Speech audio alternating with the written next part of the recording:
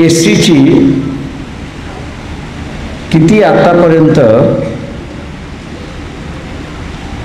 टक्केवारी भरली आहे त्याची आकडेवारी आहे.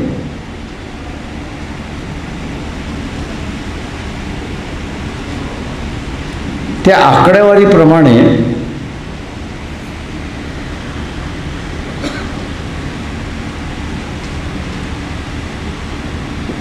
,7.5%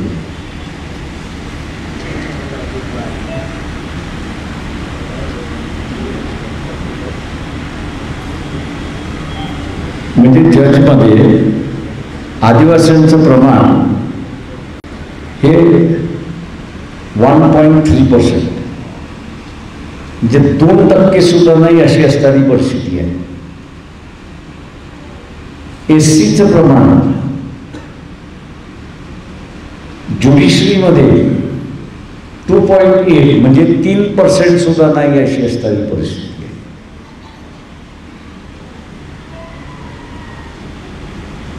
आणि तिथे क्रिमी लेअर लावण्यात आला अशी असणारी परिस्थिती आहे.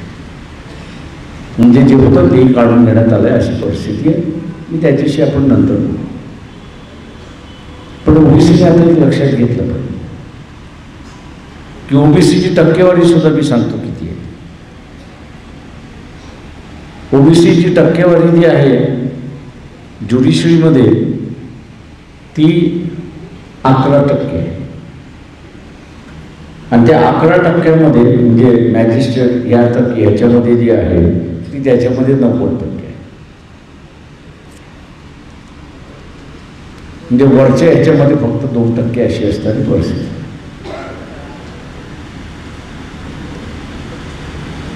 आणि ओबीसीचं माझं सांगणं आहे की आता सावध नाही राहिला तर हातातलं सगळं मिळून घेत आहे, सगळंच जाईल. याचं कारण की तुम्ही लढायला तयार नाही आहेत, याचं कारण की तुम्ही वाचवायला तयार नाही आहेत. मंचकावर बसलेली मंडळी आहेत, मी त्यांना आव्हान करणार आहे की 3 महिने घरात बसायचं नाही, अजिबात घरात बसायचं नाही. आपण जाऊन संवाद साधला पाहिजे. ओबीसीला असं वाटतं की तो इथल्या हिंदू धर्मातला असताना रक्षण करताय. कदाचित आहे, मी नाही म्हणत नाही,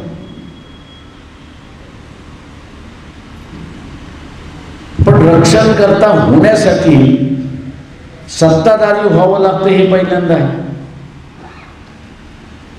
नाहीतर जो सत्ताधारी हिंदू आहे, सवर्ण सत्ताधारी हिंदू आहे, तो आपल्याकडे येतो आणि सांगतो त्या मियाँ भाई सारखा, मौलवी सारखा, इस्लाम खतरे में है.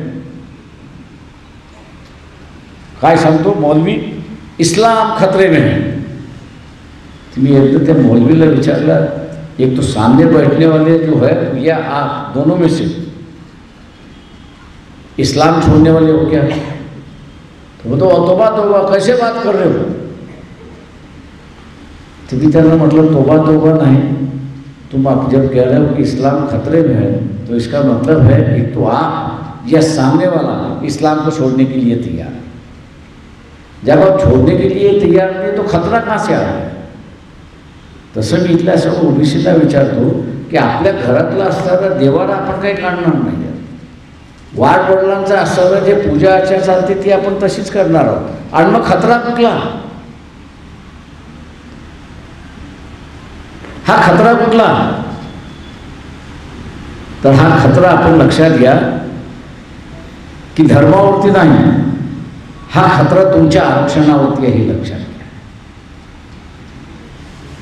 हे जे सांगतात धर्म खतऱ्यामध्ये आहे त्यांना पहिल्यांदा विचारा की तुम्ही जरांगे पाटलांच्या बाजूने आहात की आमच्या बाजूने? जरांगे पाटलाची मागणी काय आहे की मराठा समाजाला ओबीसीतून आरक्षण द्या, ही त्यांची मागणी आहे. आणि ओबीसी असं म्हणतोय की ह्या मागणीला आमचा विरोध आहे, कारण का आम्ही असणारं मराठ्यांना आमच्या ताटामध्ये घ्यायला तयार नाही. तुम्हाला वेगळं ताट त्यांना करून द्यायचं असेल तर द्या. मग या मागणीच्या पाठीमागे RSS का उभी नाही? या मागणीच्या पाठीमागे असताना हिंदू महासभा का उभी नाही, विश्व हिंदू परिषद का उभी नाही, बजरंग दल का उभा नाही, हा प्रश्न आपण विचारणार आहात की नाही?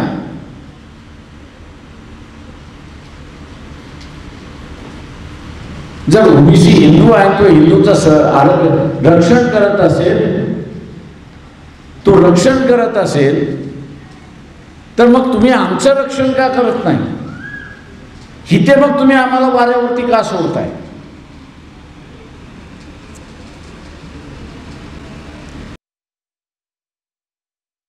इथे तुम्ही आम्हाला वाऱ्यावरती का सोडताय?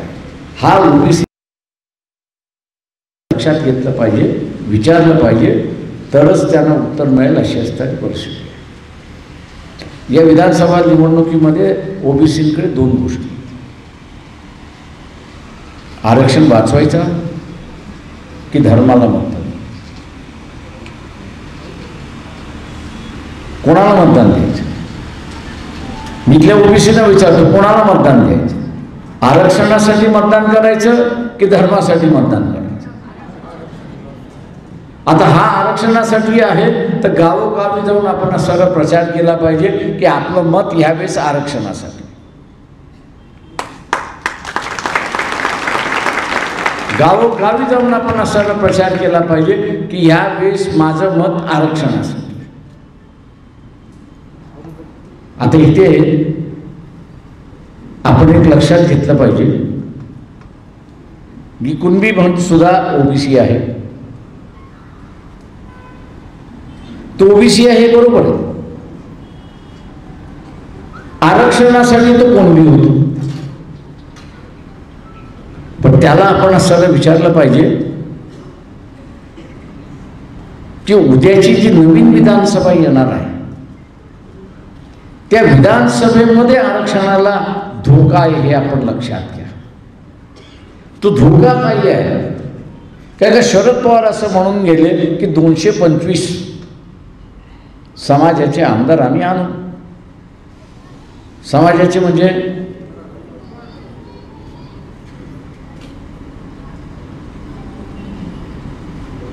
काय होणार की उद्याच्या परिषदेमध्ये एक शक्यता जी आहे की मराठा हा ओबीसी मध्ये अंतर्भूत करून त्याला आरक्षण दिलं म्हणून ठराव होऊ शकेल. किती मला शक्यता कमी दिसते, पण सुंठी वाचून फोकला गेला हे राजकारण आपण समजून घ्या. इथल्या ओबीसीने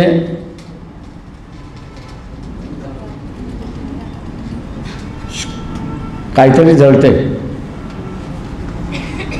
इथल्या ओबीसीने मराठा समाजाला कधी चॅलेंज केलंय का? आमदारकीमध्ये, खासदारकीमध्ये, सहकारी चळवळीमध्ये तर नाही, कधीच केलेलं नाही.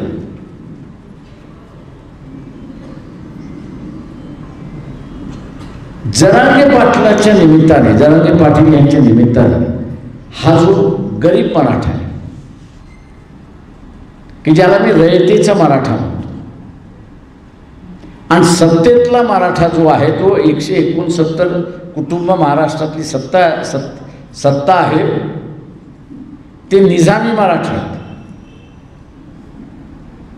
या निजामी मराठ्याने गेले 40-50 वर्ष सत्ता आपल्या काबीज ठेवलेली आहे आणि सत्ता काबीज ठेवून या गरीब मराठ्याला जे आहे दाबण्याचा प्रयत्न केला. आता तो उठाव करतोय. तो उठाव करताना ते ओबीसीला त्यांनी डिवचलं की मला आरक्षण पाहिजे, तुझ्यातून आरक्षण पाहिजे. मी जरांगे पाटलाचं आभार मानतो की त्यांनी ही मागणी मागितली. त्यांनी ही मागणी मागितली म्हणून त्याचे जाहीर आभार मानतो. त्यांनी ही मागणी मागितली नसती तो ओबीसी राजकीय दृष्टिकोनातून जागृत झालाच नसता.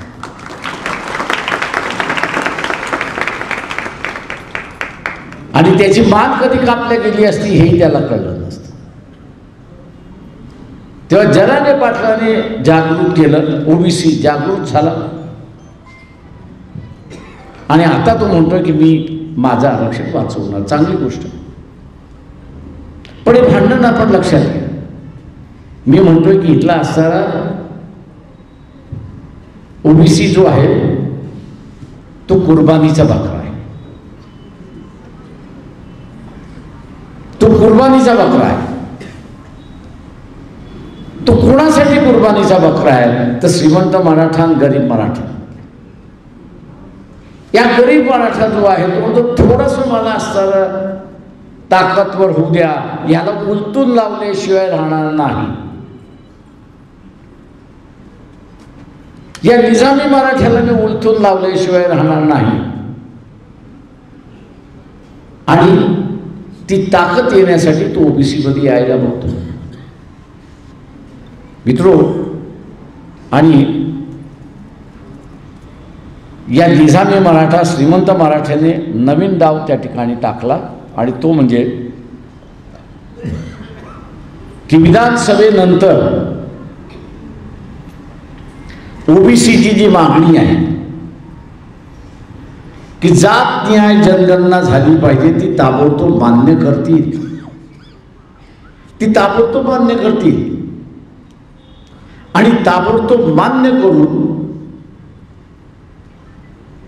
तिची अंमलबजावणी करतील.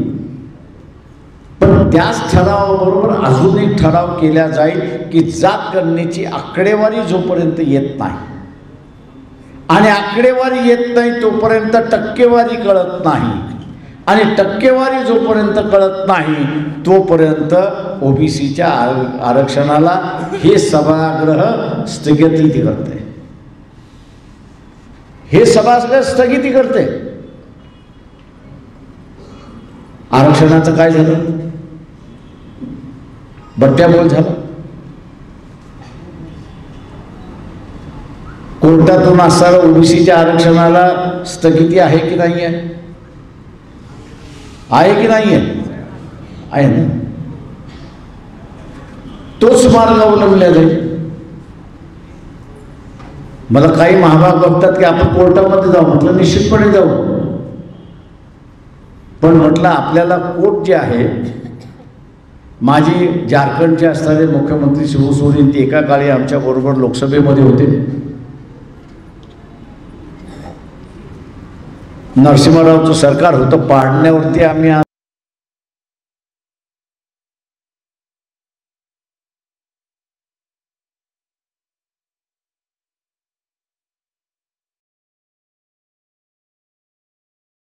केलं. एक महाभाग सुप्रीम कोर्टात गेला.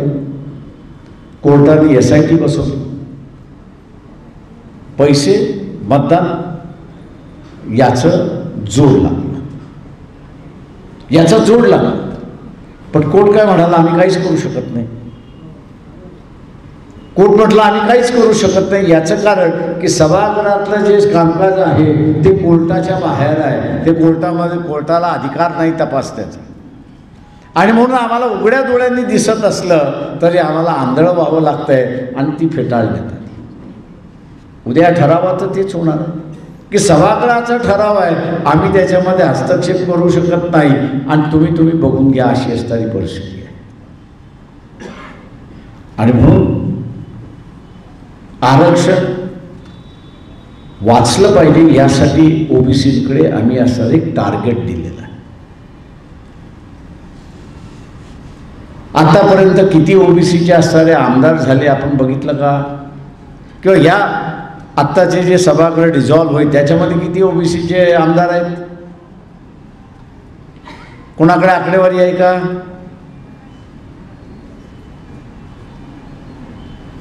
आकडेवारी आहे का? आकडेवारी जे आकडा विचारतो याच्यासाठी की ओबीसीचे आमदार आहेत किती? 288 पैकी 11. उद्या समजा ठराव मंजूर करायचा असेल तर किती मतदान लागेल?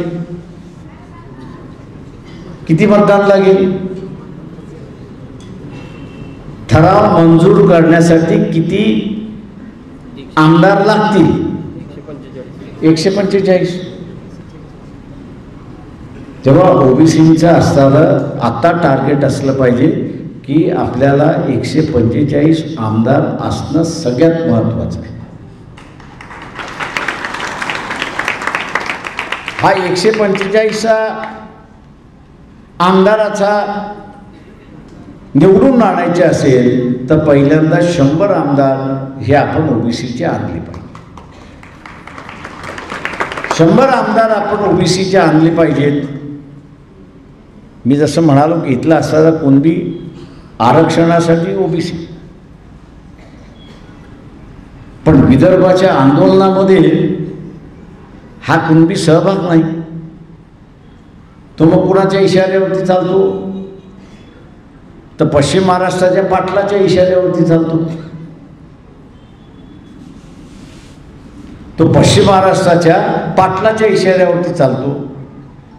जेव्हा कुणबी म्हटला मी ओबीसी आहे असं जर म्हटला तर त्याला पहिल्यांदा विचारा की बाबा तू मतदान कोणाच्या बाजूने करशील. एबीपी माझा, उघडा डोळे बघा नीट.